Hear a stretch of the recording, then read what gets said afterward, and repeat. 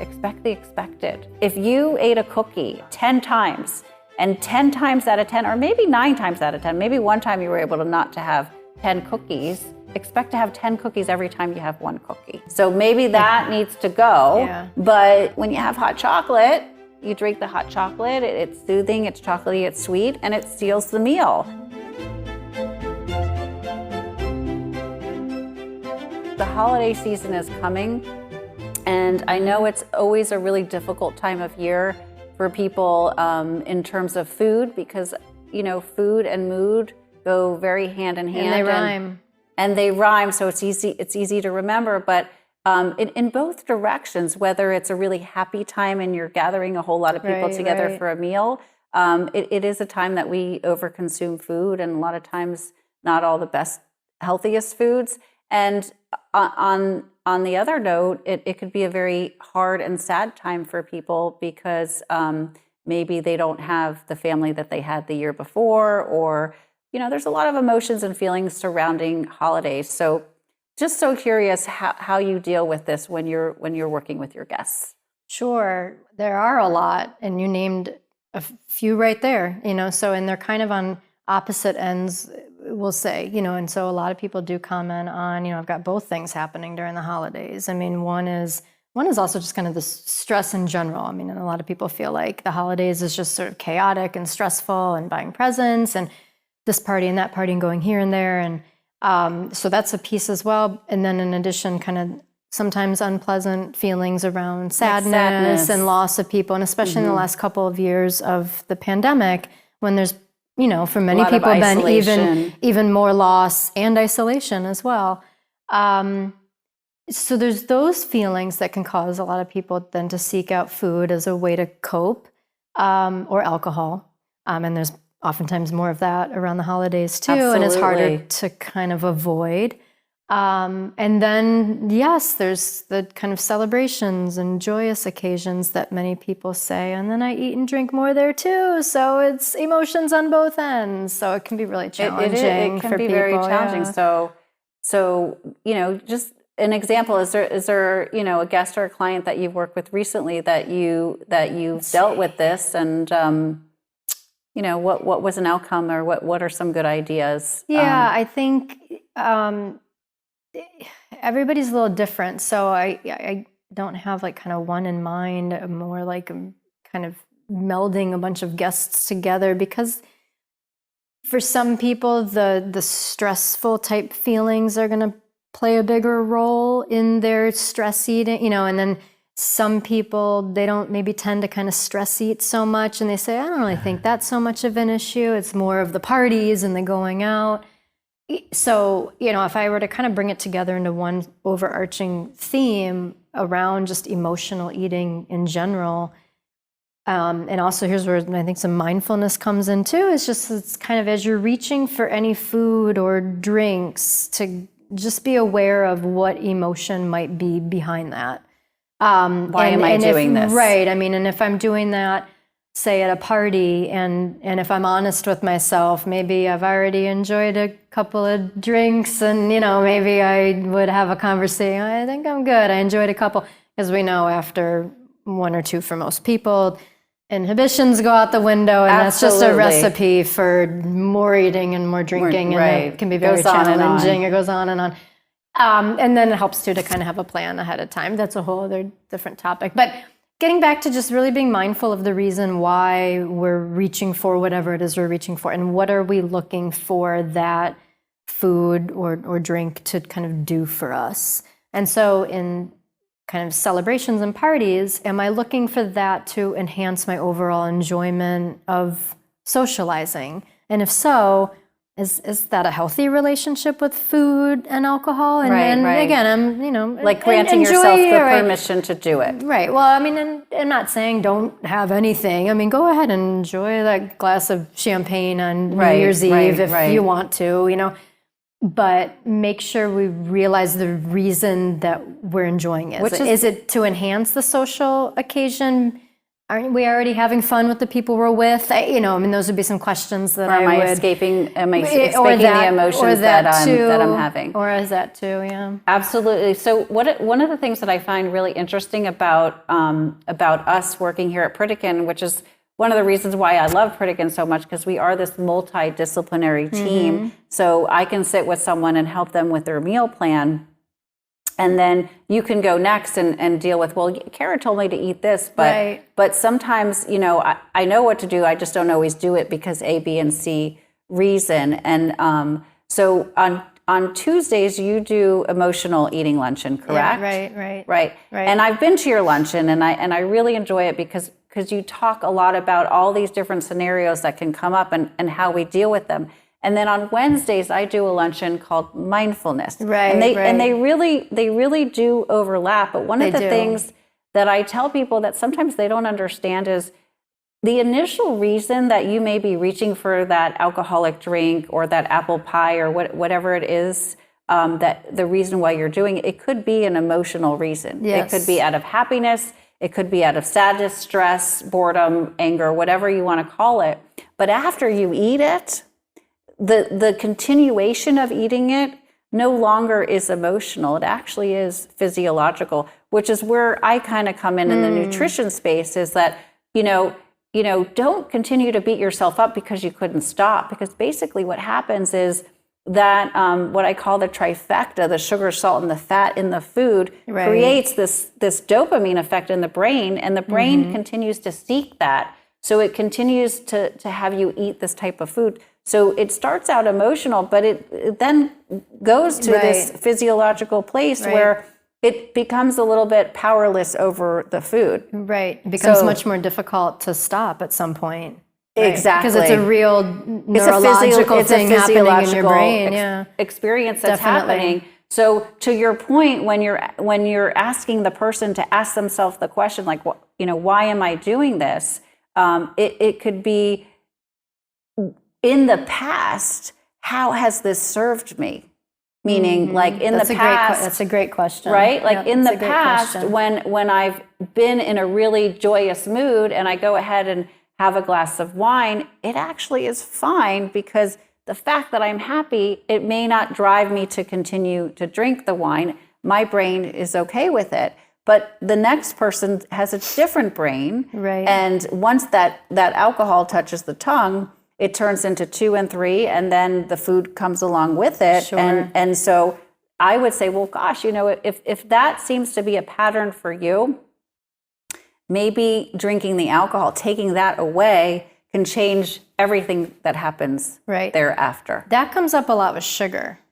And I'm sure that they talk to you about this too. Like it's like crack. Right. I have guests bring up a lot with sugar, and there's some people, and everybody's different. Some people say, I can have one cookie or one little piece of chocolate and I'm good. I don't need any more. And then lots of other people say, oh no, that is not going to work for me. So I don't know if you have similar type of advice for guests with sugar. Yeah, I pretty much ask them to do a little bit of an inventory and think back, because one of the lines I always use with my guests is like, expect the expected. If you ate a cookie 10 times, and 10 times out of 10, or maybe 9 times out of 10, maybe one time you were able to not to have 10 cookies, then odds are, expect to have 10 cookies every time you have one cookie.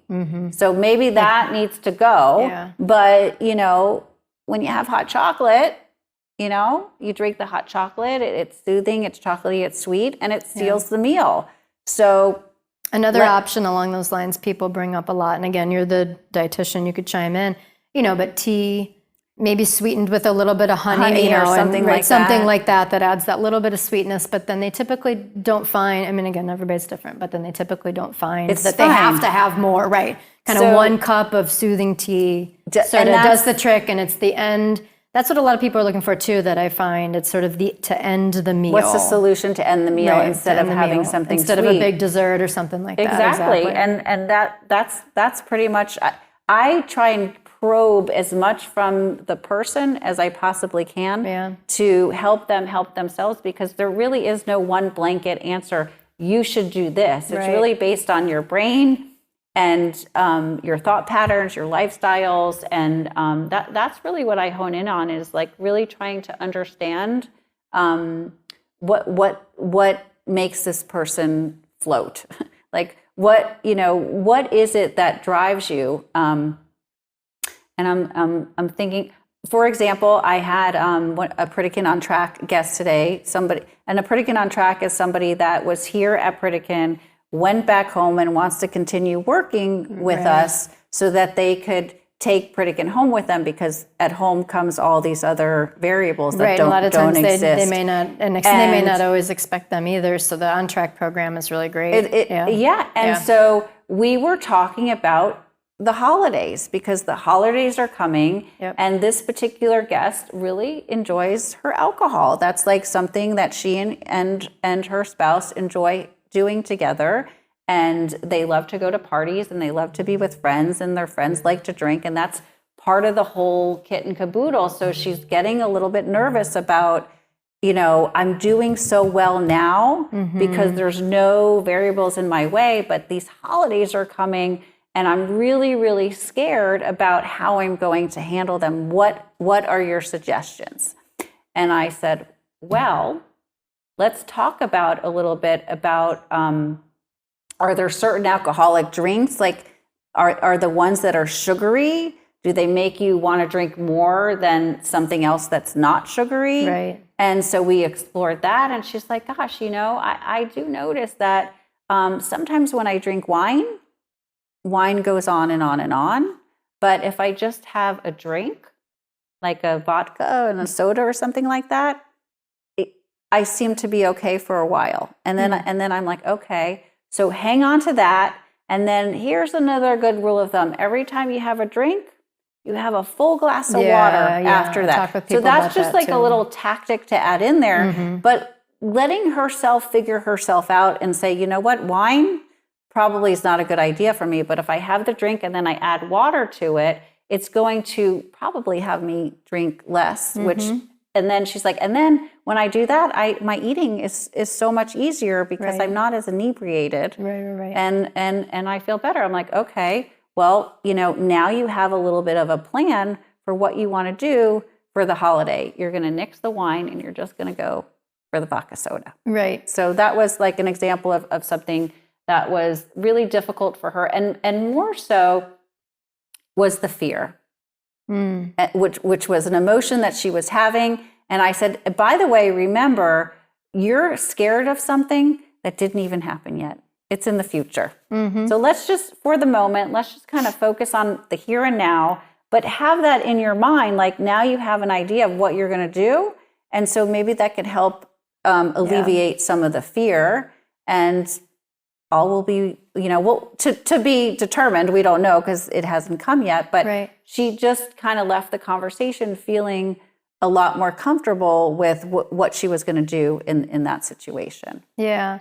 And I find too, it can sometimes help people use imagery, which can be a really powerful tool. And it's the best we can do to rehearse when we haven't had the opportunity to try something out yet. But kind of walking through in your own mind, kind of a play-by-play of what you intend to do, what your plan is, and think about, and again, we can't anticipate everything all the time, but the best that we can, what might that look like? And especially, this is something we talk about in one of our behavioral health talks, especially if it's something that you might be tempted to have another, whether it's a drink or whether it's a piece of cake or whether it's just a plate of food and you're somewhere kind of a potluck where there's, that you can go get more. Right. Kind of a critical moment to really think things through would be, those last couple sips or those last couple bites. Because if normally any given person might be tempted to go have another one, on some level in our mind, we're telling ourselves, it's not all over yet. There's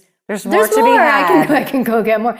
And if you've decided you want to make a commitment to not go get more, it can help to just sort of walk through what that might look like. You're finishing your plate of food and you could go get more at your friend's house, but what's that last bite going to look like when, it's over, if you've decided that's what you want to do, right? Yeah. Or a drink, I want to keep myself to one drink. Okay, as I'm finishing that one drink, what are those last couple sips going to look like? What's my plan? And I think what you said too, having ready to go a glass of water or something else. Maybe it's a seltzer with, It's just lime or interrupting something the- else, right? Something else ready to go right afterward. And a plan and play-by-play in your head using imagery can be one way. Imagery, that's a great One way to that's a prepare great as best as idea. possible. We can't always anticipate Well, I everything. do, speaking of imagery, is one of the things that I've been doing lately is some mindfulness meditation, and you actually just sort of stare at something beautiful. It could be like beautiful mountains or a beautiful ocean with beach. I mean, for me, I love to look at the mountains because I live in Miami Beach, so I could go to the beach every day, which I right? completely am grateful for. But when I sit there and I look at mountains, I'm like, oh, it's just a really nice place to be. So I think that imagery is really great. And then in terms of some other, what we call mindfulness tips or tricks to help us get through this time, because just like in life, there are times when things are just running smooth, and then there's other times when there's going to be little jags and the expected, like the holidays, it might be a little jaggy. Right. So one thing I always tell people is, first of all, if you're going to any sort of, whether it's a restaurant for a party or somebody's house, that there's going to be a lot of food. So one good idea is when you go there, don't go starving. Don't go super hungry. Right. That is just like one little safety net that you can do. And then to your point about, eating your food and knowing that there's more available is to say, okay, well, one of the things that I notice a lot of people do, especially here at Pritikin, because they're, maybe they're busy or just part of their, autopilot situation, but we tend to eat fast. Yes. And so I when I do the mindfulness luncheon, I tell everyone to take their fork or their spoon, their utensil, and put it in the non-dominant hand. I've heard of that trick. And that way, you just kind of slow yourself down. It's just, and you have to constantly probably clean up messes that you drip out. right. Wear a or at least bib. I would. We say wear a little bib because the food might fall down. Right. But the point is that in terms slow down. Just because your brain is on autopilot, and they say 40% of what we do is just based merely on our habits. So it's hard to slow yourself down on your own. But if you do something to interfere with that,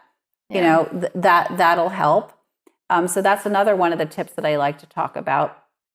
And then now, does everybody practice it when you're at the luncheon? You make everybody switch hands. Everybody try it, and it's really quite funny. And they're like, wow, this is difficult. This is slowing me down. Yeah, it would. And then the one other trick that I do with them is I have them go back to their dominant hand, take the food, put it in their mouth, put their utensil down, chew the food entirely, swallow it, and it's not until it's all the way down can you then pick up your fork. Yeah. So just creating these like little mindfulness little techniques over time, it will actually help you slow yourself down and feel that sense of fullness if you're paying attention to your cue.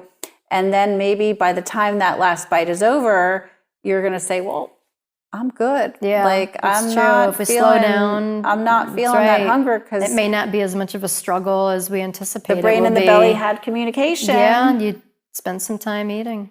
So so those are some of my tricks of the trade that I talk about.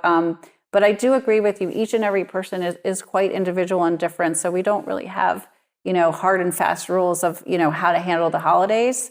But even if you're asking the question, that means that you are somewhat aware and wanting to make some changes. So I really think that it just starts there with like, what? The holidays can be difficult. What are some of the things that I'm going to do to make it a little easier? Why do I want to throw myself in the fire and have to be so disciplined? It's not a bad idea to have these little safety nets just to help you do better and be better, as opposed to being starving, going to the party.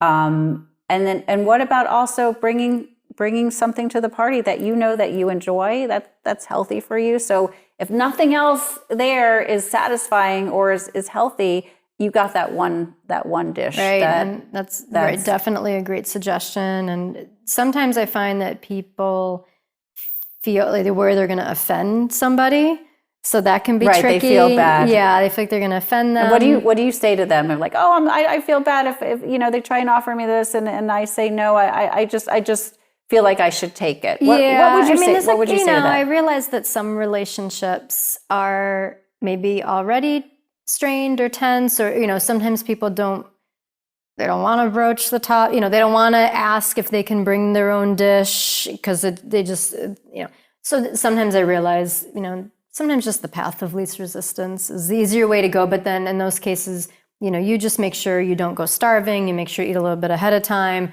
and then eat some of it, but it's not really what you wanted. So. Right. And then also, we don't have to be perfect all the time either. So true. You can chime in here from a nutrition perspective, but I would guess at least from a behavioral health perspective, one day is not going to make or break you. But again, you can chime in here. And some people might need that one day. They think, what, it really means a lot to me to have that one holiday meal that's maybe a big part of my family or cultural traditions, right? Absolutely. And that does mean something to me, and that's okay too. And I think you can fit that in. And where I go with that, usually, I know I'm kind of deviating from your original question, I hope to get back to, but is, and actually I got this term from a guest, which I love. It's great. This notion of bookending. And I like it because then we can visualize bookends, literally, on this side and this side. And maybe you've got that one day, maybe it'll be Christmas Day, maybe it'll be New Year's Eve. And we want to make sure that the day before, if you want to plan on it, okay, this is just my one day. I'm not going to worry about, I'm going to eat reasonably and sensibly, but I'm not going to sweat it. The butter, I'm going to have the dessert. I'm not going to sweat it. I'm going to have those mashed potatoes and and the day before, make sure you plan for healthy meals. Because what a lot of people are worried about is the so-called slippery slope. What if I do it on one day, then I worry I can't get back. And also I think your point about, fear, you're worried about something that hasn't even happened yet, but it's good to be prepared. So then on the other end, the other bookend is the day after. And you make sure that you've got your fridge and your pantry and everything stocked with the usual things. You get up right that day, say it's after, New Year's Day. Get right up the day on January 2nd, and you start your breakfast normally like you would. And most people find that if they kind of start off their day like that, they're not going to go down that slippery slope. You get right up and you start like you typically would. Basically, what you're saying is that you're planning for this particular meal. Right, you plan for it. And I think that's a really good idea because, we are not robots. We are human beings, right? And we all react differently. Some people need that one day of mashed potatoes so that the next day they're going to be better in terms of their eating, because if they didn't do the mashed potatoes, they might be resentful of that and do something else regardless, right? So or another person already knows, like, oh my God, once I eat mashed potatoes, I'm all done. So I'm going to say, you know what?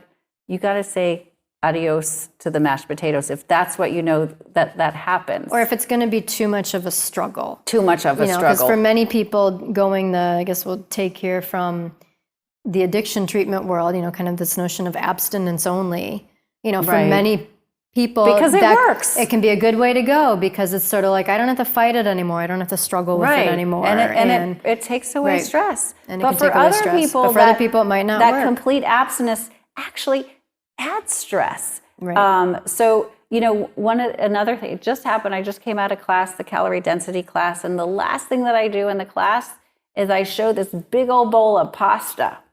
And it's giant. It's like a pound of pasta. And I say to everyone, who's afraid of pasta? And there's a lot of hands that get raised because pasta has a really bad rap.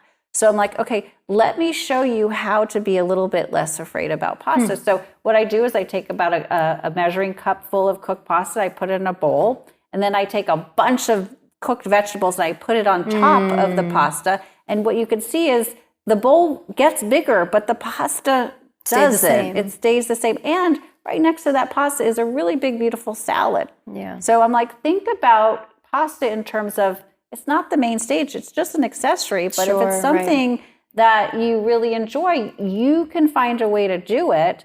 But you got to be prepared. You got to have the vegetables ready to go. You can't just cook pasta and expect that you're going to have this tiny little bowl of pasta. And that's another good point about this notion of kind of maybe treating ourselves, especially around the holidays, and the notion of, and maybe a minimal or in moderation, is it doesn't have to be the whole plate. So if it's a part of your tradition, part of your culture, something you really look forward to, you really enjoy, maybe it is that slice, maybe a small slice, but a little slice of pumpkin pie or apple pie or something, it doesn't have to take up the whole plate, as you say. Like it can just be a little bit. You can say, tonight I'm having pumpkin pie. Yeah.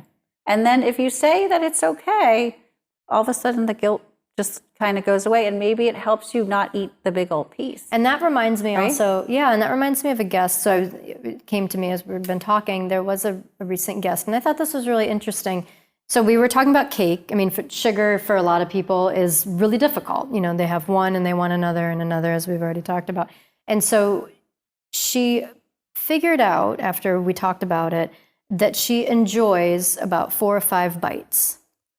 But then because it's sugar and she just has a hard time stopping, she said, but I'll eat the whole plate of, I have a pretty good slice of cake that somebody gave me, but I only really enjoy 4 or 5 bites, but I just keep eating it. And then I go back for more. But the notion that she realized, I only really enjoy a little bit. Because after that, it becomes this emotional struggle, right? It loses the rate of diminishing returns, or whatever that's you call that. That's And she said then it becomes this struggle, this battle, and any enjoyment I had over the flavor of it is kind of overshadowed by, it's too much. Oh, it's too much. Why can't I stop? I'm so terrible. All of the other, self-talk. And so what she decided is stop, eat, don't eat more than you enjoy. And so if see how that works. Yeah, and see how that works. I'm so curious to see how it works for her. Hopefully she comes back next year and I can see how it goes with her. So I guess as we can see, there's so many ways to skin a cat, but what's really, really important is really taking time to be aware of what's going on inside of your head before you automatically act, or before you automatically say you're going to do something bad or good or whatever.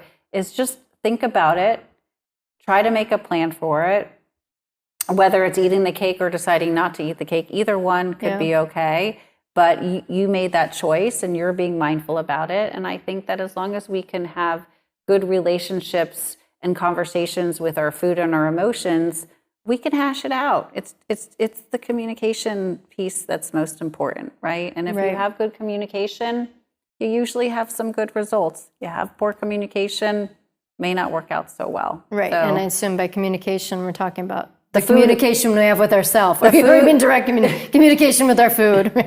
well, but even to me, the communication, I talk to my food. I'm like, hey, you serving me well today? Like, do you serve me well? And I know it sounds a little silly, but to me, food is about relationships. You could talk to it. I mean, we talk to ourselves all the time, right? Might as well talk to your food. No, it's true. Yeah.